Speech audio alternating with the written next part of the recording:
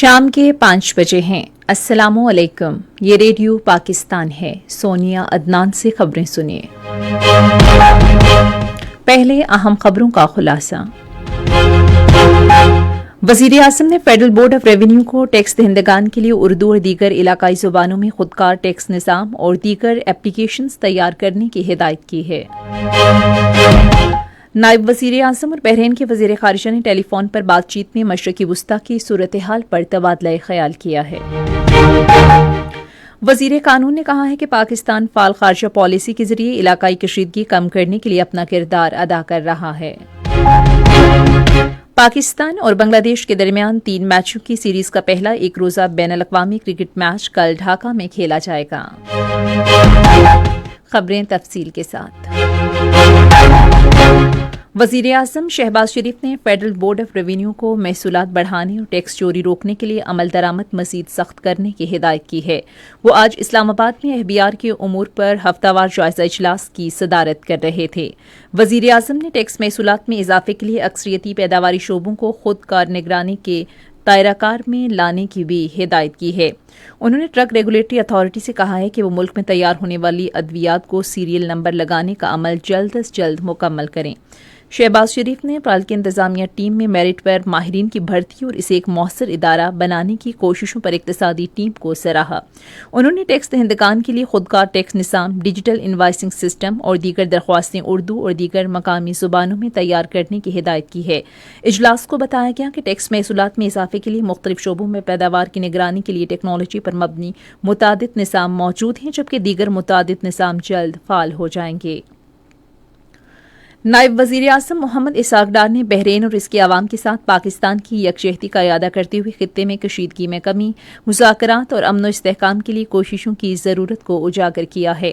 انہوں نے ان خیالات کا اظہار بحرین کے وزیر خارجہ عبداللطیف بن راشد الزیانی سے ٹیلی فون پر گفتگو کرتے ہوئے کیا۔ دونوں رہنماؤں نے مشرقی وسطی اور پورے خطے کی تازہ ترین صورتحال پر تبادلہ خیال کیا۔ وزیر قانون اعظم نذیر تارڑ نے سوشل میڈیا صارفین پر زور دیا ہے کہ وہ ذمہ دارانہ کردار ادا کریں اور موجودہ علاقائی صورتحال کے پیش نظر خارجہ پالیسی سے متعلق امور پر غیر ضروری تبصروں سے گریز کریں۔ انہوں نے یہ بات آج اسلام آباد میں وزیر اطلاعات و نشریات عطا اللہ تارڑ اور امور داخلہ کے وزیر مملکت سینیٹر طلال چودھری کے ہمراہ نیوز کانفرنس سے خطاب کرتے ہوئے کہی۔ اعظم نذیر تارڑ نے ذمہ دارانہ صحافت کو آگے بڑھانے، رپورٹنگ کے دوران احتیاط برتنے اور ملکی مفادات کو اولین ترجیح دینے پر زور دیا۔ وزیر قانون نے کہا کہ لوگوں کو اظہار رائے کی آزادی کا بنیادی حق حاصل ہے، تاہم اسلام کی عظمت، پاکستان کی سالمیت، سلامتی اور دفاع اور بیرونی ممالک کے ساتھ دوستانہ تعلقات کی بات کرتے وقت محتاط رہنا چاہیے۔ اعظم نذیر تارڑ نے کہا کہ خطہ ایک مشکل دور سے گزر رہا ہے اور پاکستان اپنی فعال خارجہ پالیسی اور محتاط سفارتکاری کے ذریعے علاقائی کشیدگی کم کرنے کے لیے اپنا بھرپور کردار ادا کر رہا ہے۔ قومی اسمبلی نے پاکستان کی سماجی، سیاسی اور معاشی ترقی میں خواتین کی گراں قدر کردار کو تسلیم کرتے ہوئے آج ایک قرارداد منظور کی۔ شاہدہ رحمانی کی طرف سے پیش کی گئی قرارداد میں قومی ترقی کے تمام شعبوں میں صنفی مساوات اور خواتین کو بااختیار بنانے کے لیے پاکستان کے عزم کا اعادہ کیا گیا۔ ایوان نے بالخصوص تعلیم، صحت، معاشی طور پر بااختیار بنانے اور سیاست میں حصہ لینے جیسے شعبوں میں خواتین کی ترقی میں بڑھتی ہوئی سرمایہ کاری کی حوصلہ افزائی کی۔ قرارداد میں ریاستی اداروں، سول سوسائٹی اور ترقیاتی شراکت داروں پر زور دیا گیا کہ وہ پاکستان میں تمام خواتین کے حقوق، انصاف اور مواقع بڑھانے کے لیے مل کر کام کریں۔ پاکستان کے چھوٹے اور درمیانے درجے کے کاروباری اداروں کو ڈیجیٹل تبدیلی کے ذریعے مضبوط بنانے کی غرض سے اقدامات کا جائزہ لینے کے لیے آج اسلام آباد میں ایک اعلیٰ سطح کا اجلاس منعقد ہوا۔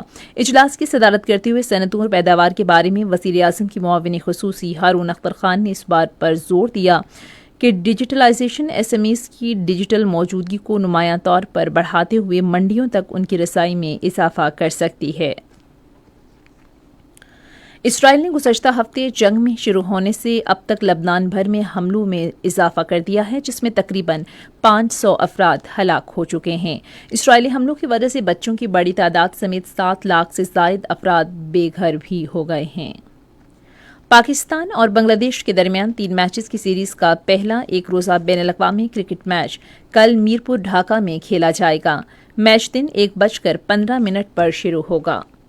اسی کے ساتھ ہی خبریں ختم ہوئیں۔ مزید خبروں اور تجزیوں کے لیے آئیے ہماری ویب سائٹ پر radio.gov.pk اور فیس بک کے link radio Pakistan news official پر براہ راست ویڈیو سٹریمنگ بھی ملاحظہ کیجیے۔